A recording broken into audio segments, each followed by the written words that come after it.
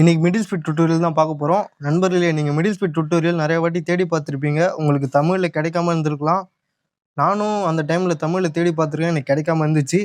இப்போதைக்கு நான் கம்ப்ளீட்டாக மிடில் ஸ்பீட் லேர்ன் பண்ணிட்டேன். நான் ஒரு 2 இயர்ஸாக தொடர்ந்து கண்டினியூவாக ட்ரெயின் பண்ணிட்டு வரேன். ஓரளவுக்கு எனக்கு கொஞ்சம் மிடில் ஸ்பீட்டை பற்றி கொஞ்சம் கிளாரிஃபிகேஷன் இருந்திருக்கும். அதை வச்சு நான் உங்களுக்கு எக்ஸ்பிளைன் பண்ணுறேன். ஓகே நண்பர்களே, கண்டென்ட்குள்ளே போகலாம். இப்போதைக்கு நான் இந்த நோட்டை பார்த்து தான் படிக்க போகிறேன். நான் ஏற்கனவே இந்த நோட்டில் எல்லாமே எழுதி வச்சுட்டேன். எப்படிலாம் உங்களுக்கு எக்ஸ்பிளைன் பண்ணணும், ஒரு மாதிரி கண்டென்ட் மாதிரி எழுதி வச்சுட்டேன். அதனால் நோட்டை பார்த்து படிக்கிறேன், கொஞ்சம் அட்ஜஸ்ட் பண்ணிக்கோங்க. ப்ரோ, இது கேர்ள்ஸ் மட்டும்தானே ப்ரோ பண்ண முடியும், பாய்ஸ் பண்ண முடியுமா? ப்ரோ, இது பண்ணால் கவட்டை கீஞ்சிருமா? ப்ரோ, இது பண்ணால் கொட்டை தொங்கிருமா? இந்த மாதிரி நிறையா மித்ஸ் இருக்குது. பட் ஆக்சுவல் ஃபேக்ட் என்னன்னா, இது ஒரு ஸ்கில், அவ்வளோதான். யார் வேணால் லேர்ன் பண்ணலாம். நீங்கள் இந்த ஸ்கில்ஸை பாய்ஸ் பண்ணி பார்த்துருக்க மாட்டீங்க. அதனால இந்த ஸ்கில் கேர்ள்ஸுக்கான ஸ்கில்னு நீங்களே முடிவு பண்ணிட்டீங்க. அதனால தான் இப்படிலாம் யோசிக்கிறீங்க. அப்புறம் இன்னொன்று சொல்லுவாங்க, இது சின்ன வயசுலேருந்தே லேர்ன் பண்ணுமே ப்ரோ, இது அப்போ தான் கொஞ்சம் ஈஸியாக வரும், இதெல்லாம் சில்ட்ரன்ஸ் மட்டும்தானே ப்ரோ லேர்ன் பண்ண முடியும், கேர்ள்ஸுக்கு ஈஸியாக வந்துடும், பாய்ஸுக்கு ரொம்ப கஷ்டம் ப்ரோ. அப்படி கிடையவே கிடையாது. பெயின் எல்லாருக்கும் காமன் தான். உங்களுக்கு வந்தால் ரத்தம், அவங்களுக்கு வந்தாலும் அதே ரெட் கலர் ரத்தம் தான். புரிஞ்சுக்கோங்க. இதை அன்லாக் பண்ண டைம் பீரியட்னு ஒன்று இருக்குல்ல, அதுதான் ஒருத்தருக்கும் டிஃபர் ஆகும். அதுதான் கொஞ்சம் டைம் எடுக்குமே தவிர மீது எல்லாருக்குமே பெயின் காமன் தான். ஓகே, நம்ம இப்போ கான்செப்ட்குள்ளே போயிடலாம்.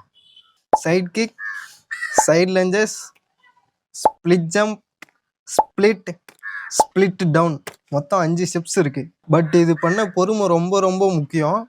நீங்கள் ஸ்லோவாக தான் பண்ணணும்.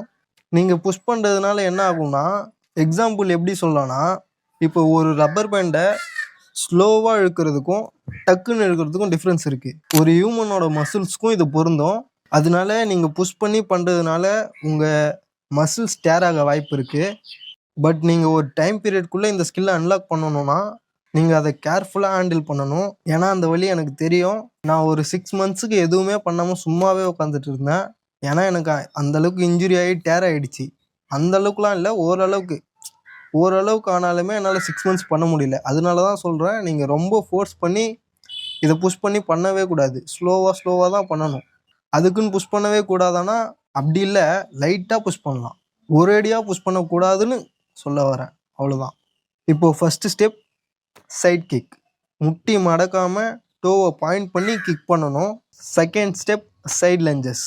டோவை பாயிண்ட் பண்ணி ஃபுல் டவுன் பண்ணணும். உங்கள் காஃப் ரேசஸ் இது பண்ணும்போது கீழே தரையில் டச் ஆகணும். தேர்டு ஸ்டெப் ஸ்ப்ளிட் ஜம்ப் பண்ணும்போது தைரியமாக பண்ணுங்கள். முட்டியை மடக்காமல் நல்லா ஸ்ட்ரெச் பண்ணி கிக் பண்ணுங்கள். ஸ்ட்ரெச் பண்ணி கிக் பண்ணும்போது உங்கள் கை உங்கள் ஃபிங்கர்ஸை டச் பண்ணணும், கால் ஃபிங்கர்ஸை. ஃபோர்த்து ஸ்டெப் ஸ்ப்ளிட் டவுன் பண்ணுங்கள். எவ்வளோ முடியுமோ அவ்வளோ ஸ்ட்ரெயிட்டாக டவுன் பண்ணுங்கள். அதுக்கப்புறம் எழுந்துடுங்க. ஃபிஃப்த்து ஸ்டெப் ஃபோர்த்து ஸ்டெப்பு பண்ணிவிட்டு அடிஷ்னலாக கையை மட்டும் ஃப்ரண்ட்டில் வச்சு டவுன் பண்ணிவிட்டு ஒரு 10 செகண்ட் ஹோல்ட் பண்ணிவிட்டு அதுக்கப்புறம் எழுந்துடுங்க. அப்புறம் லாஸ்ட்டு ஸ்டெப். இதை ஸ்டெப்புன்னு சொல்ல முடியாது, ஒரு ப்ரொசீஜர்னு சொல்லலாம். எக்ஸாம்பிள் எப்படி சொல்லலாம்னா, பைக்கில் போகும்போது ஹெல்மெட் போகாமலேயும் பைக் ரைட் போகலாம். பட் ஹெல்மெட் போடுறதுனால என்ன பெனிஃபிட்னா, நம்ம ஆக்சிடென்ட்லேருந்து நம்மளை கொஞ்சம் செக்யூர் பண்ணிக்கலாம். அதே மாதிரி இது ஒரு ப்ரொசீஜர். அந்த ப்ரொசீஜர் என்னன்னா, ஸ்ப்ளிட் முடித்த உடனே இந்த மாதிரி பட்டர்ஃப்ளை பண்ணிவிடுங்க. ஓகேவா? ப்ரொசீஜர்னு ஃப்ரீயாக விட்டுறாதீங்க. இன்ஜுரி வர வாய்ப்பு இருக்குது. நீங்களே தான் உங்களை செக்யூர் பண்ணிக்கணும். இந்த ஸ்கில்ஸ் பண்ணுறதுக்கு மேஜராக லெக் சைடு மசில்ஸை தான் நம்ம டார்கெட் பண்ணி பண்ணுறோம். அதனால அந்த மசில்ஸ் ஃப்ளெக்சிபிளாக இருந்தாலே இந்த ஸ்கில்லை அச்சீவ் பண்ணிடலாம். ஓகே, எல்லாரும் எதிர்பார்க்குற கொஸ்டின், இந்த ஸ்கில் பண்ண எவ்வளோ டியூரேஷன் எடுக்கும்?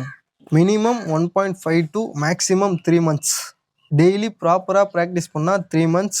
அதுக்கு மேலே கூட டைம் எடுக்கலாம். உங்கள் ஏஜ் ஒரு 25க்கு மேலே இருந்துச்சுன்னா டெய்லி ஒரு 20 minutes இந்த ஸ்கில்ஸ்க்காக ஒதுக்குனா போதுமானது. அதுக்கு மேலே நான் ரெக்கமெண்ட் பண்ண மாட்டேன். நீங்கள் ரொம்ப பண்ணுறதுனால கூட உங்களுக்கு இன்ஜுரி வர வாய்ப்பு இருக்குது. அதனால குறிப்பிட்ட டைம் ஒரு 20 minutes, மேக்ஸிமம் 20 minutes.